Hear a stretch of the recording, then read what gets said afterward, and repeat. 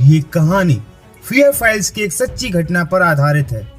इस कहानी में एक इंसान ने अपने परिवार की जान बचाने के खातिर सहारा लिया एक कर्ण पिशाचनी का, जिससे इंसान को धन दौलत और शोहरत तो मिल जाती है, लेकिन फिर वो उसकी जिंदगी को जहन्नुम बना देती है।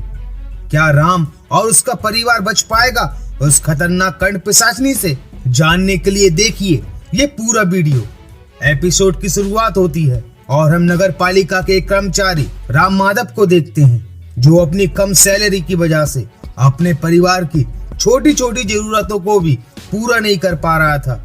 उसकी बेटी को भी कैंसर जैसी भयानक बीमारी थी और उसका इलाज करवाने के लिए भी उसके पास पैसे नहीं थे। उसने अपने बॉस से अपनी सैलरी बढ़ाने और लोन के लिए भी कहा, ताकि वो अपनी बेटी का इलाज करवा सके, पर फिर भी उसे कोई सहायता नहीं मिली। उसी वक्त ऑफिस में एक शंकर नाम का व्यक्ति हरीश से किसी बात पर झगड़ रहा था, जहां राम जाकर उनका बीच बचाव करता है और शंकर से कहता है कि तुम्हारी जो भी परेशानी है मुझे बताओ, मैं तुम्हारी शिकायत अपने अधिकारी के पास जरूर पहुंचाऊंगा। जहां वो बताता है कि नगर पालिका जिस जगह बिल्डिंग बनाना चाहती है वो शमशान भूमि है, वहां आत्माओं का वास है, अगर वहां बिल्डिंग बनी तो अनर्थ हो जाएगा। पर राम शंकर से कहता है कि बिल्डिंग को बनाना या न बनाना ये तो बड़े अधिकारियों के हाथ में है, हम तो छोटे कर्मचारी हैं, लेकिन फिर भी मैं तुम्हारी शिकायत जरूर आगे बढ़ाऊंगा। वहीं शंकर कहता है कि इसने मेरे ऊपर हाथ उठाकर अच्छा नहीं किया, मैं इसकी ऐसी हालत करूंगा कि ये भीख मांगने के लायक भी नहीं बचेगा। और वो ये भी कहता है कि अगर आपको कोई परेशानी हो तो हमें जरूर बोलिएगा, मैं वहीं शमशान के पीछे रहता हूँ। वहीं जब राम अपने घर जाता है तो अपनी बेटी की बीमारी को लेकर वो काफी परेशान था, क्योंकि कहीं से भी उसे कोई मदद नहीं मिल रही थी और वो अपनी बेटी को लेकर काफी रोता है। वहीं अगले दिन राम जब अपने ऑफिस में लंच कर रहा था कि तभी हरीश भी वहां आता है और कहता है कि मुझे पता है तन्वी की हालत कैसी है और बॉस भी तुम्हारी सैलरी नहीं बढ़ा रहा है और ना ही लोन दे रहा है। अगर तुम ये ईमानदारी का भूत अपने दिल से निकाल देते तो आज तुम्हारे पास बहुत सारा पैसा होता। रिश्वत लेना चालू कर दो राम, समझे? और हरीश वहां से चला जाता है। और जब हरीश जैसे ही खाना खाने के लिए निवाला तोड़ता है कि तभी उसके हाथ अचानक से ही किसी बीमारी से ग्रस्त हो जाते हैं। वो काफी जोर जोर से चिल्लाता है और जब राम हरीश की ऐसी हालत को देखता है तो वो समझ जाता है कि ये सब उस शंकर ने ही किया है। और वो ये भी सोचता है कि शायद मेरी परेशानी का भी हल शंकर निकाल सके। और वो शंकर से मिलने उस शमशान में चला जाता है और तभी वो एक आत्मा को देखकर डर जाता है और पीछे उसके शंकर आ जाता है और कहता है कि क्या हुआ। जहाँ राम बताता है कि वो पर वहां तो कोई नहीं था। जिसके बाद राम शंकर के घर जाता है और अपनी सारी परेशानी शंकर को बताता है कि मेरी बेटी तन्वी को कैंसर है और मेरे पास इतने पैसे भी नहीं है कि मैं मेरी बेटी का इलाज करवा सकूं। क्या इसमें तुम मेरी कोई मदद कर सकते हो? जहां शंकर कहता है इसमें तो मैं तुम्हारी कोई मदद नहीं कर सकता, पर तंत्र विद्या में ऐसी ताकत होती है जो किसी की भी समस्या का हल निकाल सकती है। एक तरीका है, पर वो काफी खतरनाक है। क्या तुम उस खतरे को उठा सकते हो? जहां राम कहता है कि मैं अपने परिवार को बचाने के लिए कुछ भी कर सकता हूं।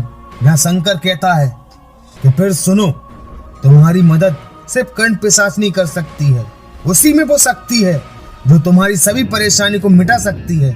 उसके लिए तुम्हें पूरे 40 दिन तक इसी शमशान भूमि में तप करना होगा और उसे बुलाना होगा।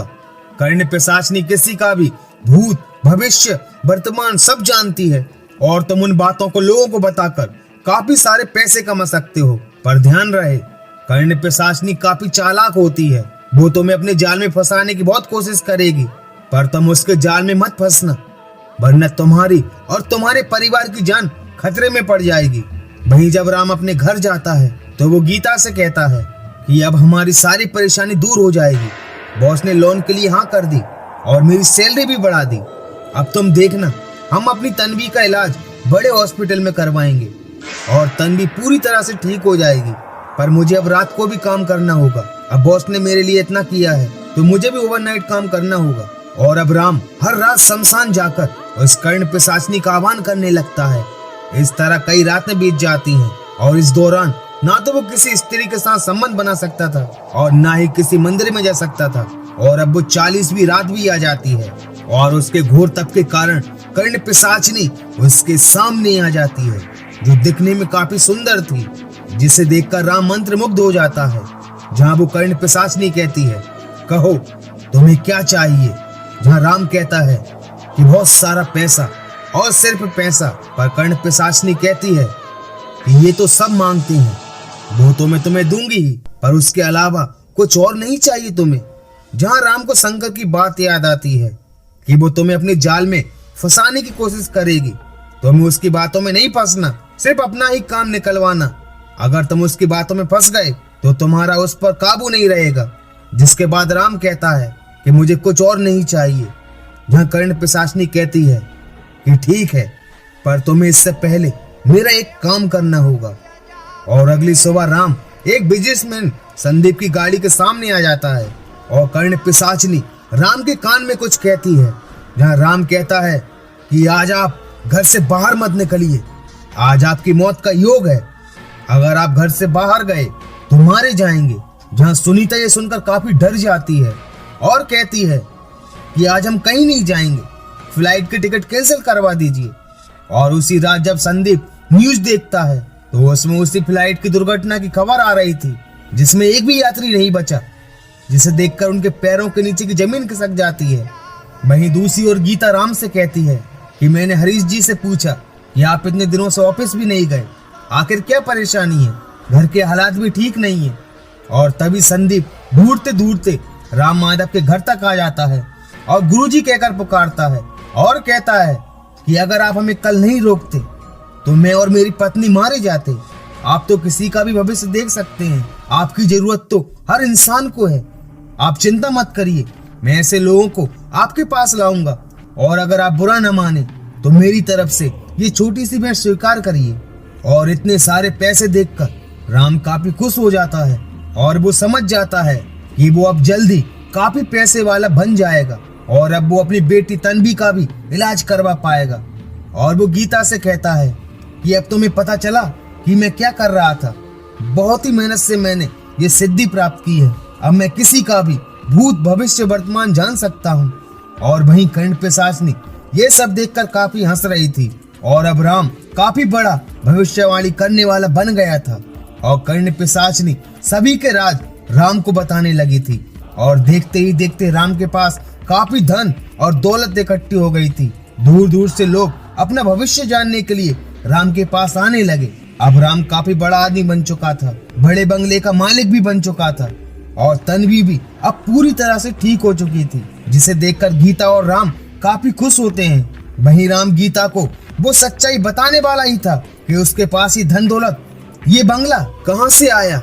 कि तभी कर्ण पिशाचनी उसके सामने आ जाती है और वो गीता से कुछ नहीं कह पाता, जिससे कर्ण पिशाचनी को काफी गुस्सा आता है। और उसी रात कर्ण पिशाचनी हरीश के पास जाती है और हरीश के कान में कुछ कहती है और एकदम से हरीश उठ जाता है, जहाँ वो देखता है कि उसके हाथ पूरी तरह से ठीक हो चुके हैं और वो काफी खुश हो रहा था। और उसी रात जब गीता बाथरूम में जाती है तो अचानक से लाइट चली जाती है और उसे आईने में कर्ण पिशाचनी दिखाई देती है, जिसे देखकर वो काफी चिल्लाती है और आईना टूट जाता है। जहाँ गीता की ये बात सुनकर राम उसके पास आता है, जहाँ उसे कर्ण पिशाचनी का साया दिखाई देता है और वो समझ जाता है कि ये कर्ण पिशाचनी का ही काम है। जिसके बाद राम उस कर्ण पिशाचनी को बुलाता है और कहता है कि तुम्हारी हिम्मत कैसे हुई मेरी पत्नी के साथ ऐसा करने की। जहाँ वो कहती है तुम ही तो मेरी सच्चाई गीता को बताने वाले थे, मगर याद रखना मेरे बारे में अगर किसी को भी बताया तो सब खत्म हो जाएगा, सब कुछ, मैं भी चली जाऊंगी, पर तुम्हारी और तुम्हारे परिवार की जान लेकर, समझे तुम। और अगले दिन हरीश भी राम की सभा में आता है, जिसे देखकर राम थोड़ा चौंक जाता है और राम से अकेले में मिलने की बात करता है। जहाँ हरीश कहता है कि तुम औरों को पागल बना सकते हो पर मुझे नहीं, मैं जानता हूँ कि तुम्हारे पास ये धन दौलत, ये बंगला, भविष्य देखने की शक्ति कहाँ से आई। तुमने एक कर्ण पिशाचनी को सिद्ध किया है और वही तुम्हें लोगों के राज बताती है। मैं सबको तुम्हारी असलियत बता दूंगा, फिर ना ही तुम्हारे पास ये धन दौलत बचेगी और ना ही तुम्हारे पास कोई अपना भविष्य जानने वाला आएगा। और ये कहकर वो वहां से चला जाता है। तभी कर्ण पिशाचिनी वहां आती है और कहती है कि मैंने तुमसे कहा था ना कि मेरी सच्चाई और मेरे बारे में किसी को मत बताना। पर राम कहता है कि मैंने हरीश को नहीं बताया, न जाने उसे कहां से पता चल गया। पर वो कहती है कि हरीश को पता तो चल गया ना, अब सब कुछ छिन जाएगा तुमसे। पर राम कहता है कि कोई तो हल होगा इसका। जहां कर्ण पिशाचिनी कहती है कि हाँ है, पर उससे पहले तुम्हें मुझसे मदद मांगनी होगी, तभी मैं तुम्हारी सहायता कर सकती हूँ। बोलो, चाहते हो उस आदमी को रोकना? और कर्ण पिशाचिनी उसे अपनी बातों के जाल में फंसा लेती है और राम हाँ कर देता है। और हम हरीश को देखते हैं जो अपने घर पर ड्रिंक कर रहा होता है कि तभी कर्ण पिशाचिनी उसे परेशान करने लगती है और अपने भयानक रूप में उसके सामने आ जाती है, जिसे देखकर हरीश काफी डर जाता है और वहां से भागता है। पर कर्ण पिशाचिनी हरीश का एक कार से एक्सीडेंट करवाकर उसे मौत के घाट उतार देती है। वहीं जब राम कर्ण पिशाचिनी को बुलाता है और कहता है कि कल बहुत से बड़े लोग आने वाले हैं, जब कर्ण पिशाचिनी कहती है तो क्या होगा, बता देना तुम उनका भविष्य। बहुत चल लिए तुम्हारे इशारों पर अब तुम्हारी बारी है, अब मैं तुम्हारी गुलाम नहीं रही। जहां राम कहता है क्या मतलब, जहां कर्ण पिशाचिनी कहती है कि भूल गए उस तांत्रिक शंकर ने क्या कहा था कि अगर तुम कर्ण पिशाचिनी को सिद्ध करोगे तो तुम किसी भी इंसान से अपना बदला उस कर्ण पिशाचिनी के द्वारा नहीं लोगे, नहीं तो वो तुम्हारे बंधन से मुक्त हो जाएगी और फिर वो तुम्हारी कोई बात नहीं मानेगी। जहां राम उससे कहता है कि पर मैंने तो किसी को भी नुकसान नहीं पहुंचाया। पर कर्ण पिशाचिनी कहती है कि अच्छा, क्या तुम भूल गए, हरीश को तो तुमने ही मरवाया है और अब मैं तुम्हारी गुलाम नहीं रही। अगर अब भी तुम मुझसे अपना काम करवाना चाहते हो तो तुम्हें वही करना होगा जो मैं तुमसे कहूंगी। जहां राम को अब समझ आ जाता है कि हरीश के दिमाग में वो सब कुछ इस कर्ण पिशाचिनी ने ही डाला था ताकि वो उसकी हत्या कर कर मेरे बंधन से आजाद हो सके। वहीं अगले दिन संदीप का फोन आता है जो राम से कहता है कि गुरुजी, आपने अचानक सभी से आने के लिए मना क्यों कर दिया, अगर कोई परेशानी हो तो बताइए। जहां राम कहता है कि उनसे कह दो कि मेरी तबीयत कुछ ठीक नहीं है, और ये कहकर राम फोन काट देता है। वहीं अब राम मांस खाने लगा था और शराब भी पीने लगा था, क्योंकि कर्ण पिशाचिनी ने उसे ऐसा करने को कहा था, नहीं तो वो राम से सब कुछ छीन लेगी। जिसे देखकर गीता, तन्वी और किरण काफी हैरान हो जाते हैं कि राम ने अपने धर्म भ्रष्ट कैसे कर लिया, और नाराज होकर तीनों वहां से चली जाती हैं। भाई राम को भी अपने आप से काफी घृणा आ रही थी, पर अपने परिवार को उससे बचाने के लिए ना चाहते हुए भी राम को ऐसा करना पड़ता है। जहां वो उस कर्ण पिशाचिनी से कहता है कि मिल गई तसल्ली, यही चाहती थी ना तुम कि मेरा धर्म भ्रष्ट हो जाए, मुझे अपवित्र करके मुझे और कमजोर बनाना चाहती है ना तू।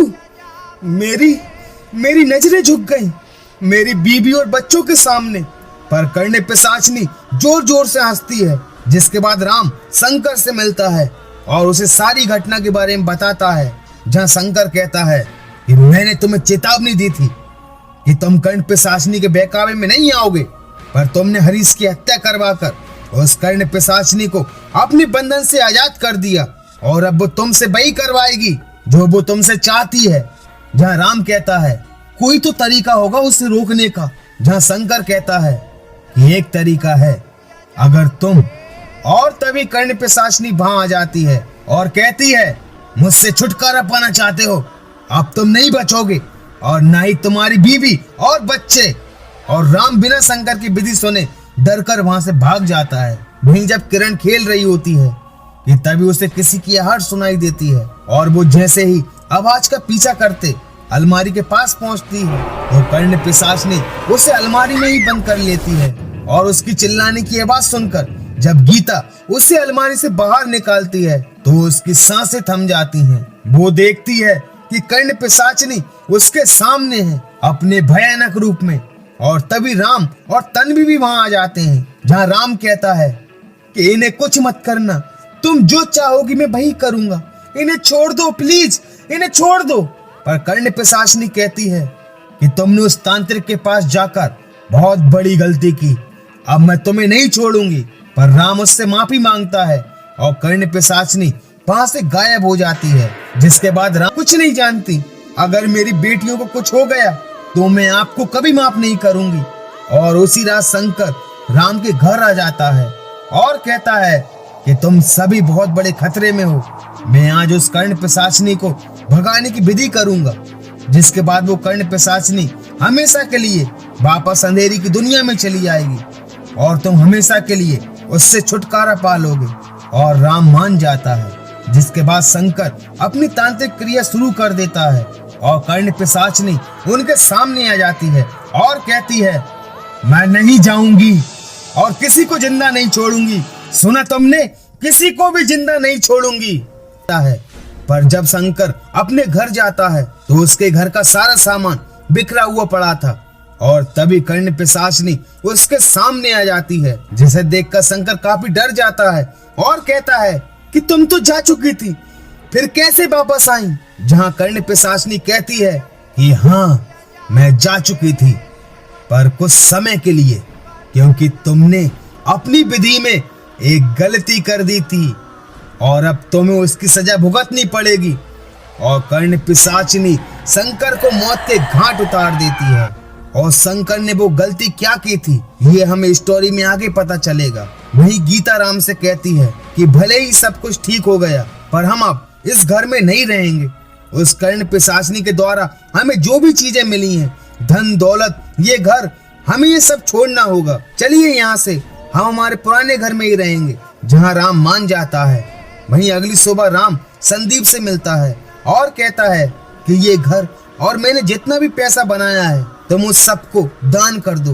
पर संदीप कहता है, क्यों गुरुजी, अगर कोई परेशानी हो तो मुझे बता कर रही होती है। कि तभी कर्ण पिशाचिनी वहां आ जाती है और कहती है कि तेरी माँ चाहती है कि मेरे द्वारा जो भी चीज तुम्हें मिली है उन सबको छोड़ दो। पर वो ये भूल गई कि तेरी जिंदगी भी तो मेरे ही द्वारा दी गई है। तो अब ठीक है, मैं अब तेरी जिंदगी भी छीन रही हूँ। और वो तन्वी की बेड़े में से हत्या कर मार डालती है। जिसके बाद गीता और राम काफी टूट जाते हैं और उन्हें ये समझ आ जाता है कि कर्ण पिशाचिनी अभी भी यही है।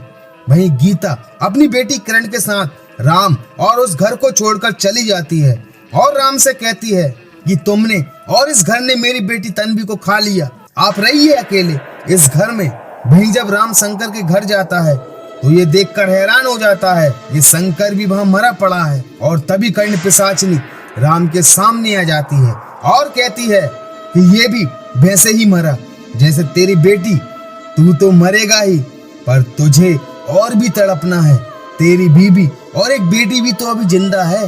और ये सुनते ही राम वहां से भागता है और सीधे संदीप के घर पहुंचता है और उसे सारी घटना के बारे में बता देता है। पर संदीप कहता है कि आपने ये बिल्कुल भी अच्छा नहीं किया, मैं आपकी कोई भी मदद नहीं करता, लेकिन अब आपके परिवार की बात है इसलिए मैं आपकी मदद करूंगा। मैं एक ऐसे व्यक्ति को जानता हूँ जो आपकी मदद कर सकता है।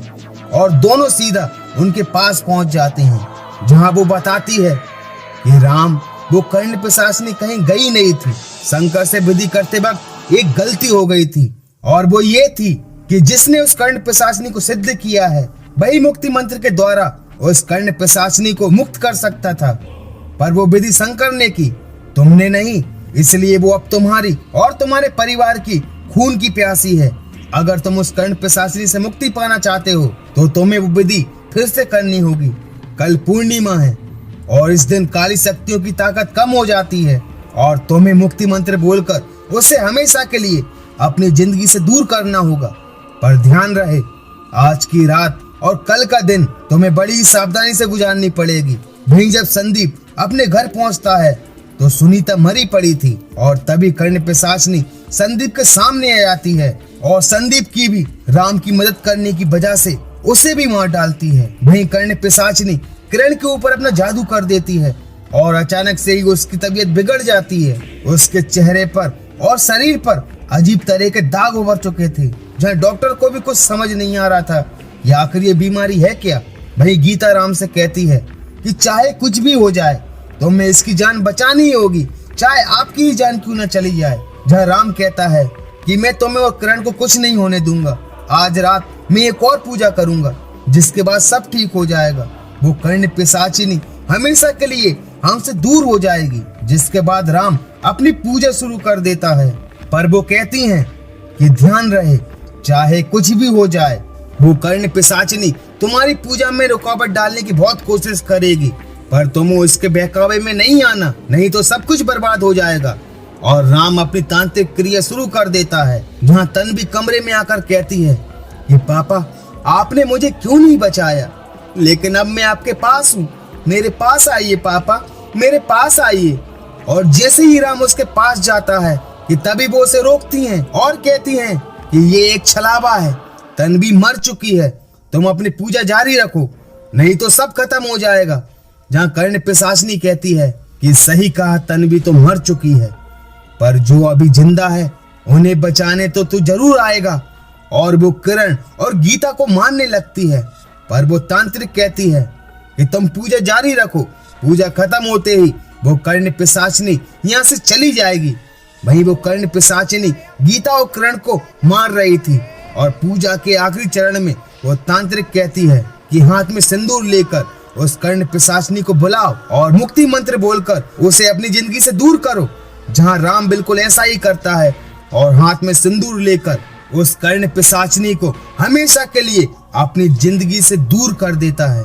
और अब किरण भी पूरी तरह से ठीक हो जाती है। जहाँ वो तांत्रिक कहती है कि वो कर्ण पिशाचिनी हमेशा के लिए तुम्हारी जिंदगी से जा चुकी है, पर हाँ कहीं ना कहीं कोई ना कोई उस कर्ण पिशाचिनी को अपने लालच की वजह से सिद्ध जरूर कर रहा होगा और उसके साथ भी वही होगा जो तुम्हारे साथ हुआ।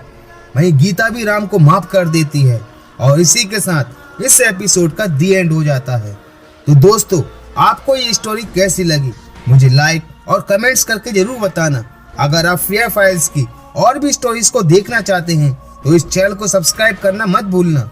मिलते हैं एक और फेयर फाइल्स की स्टोरी के साथ and thank you so much for watching this video and thank you so much for watching this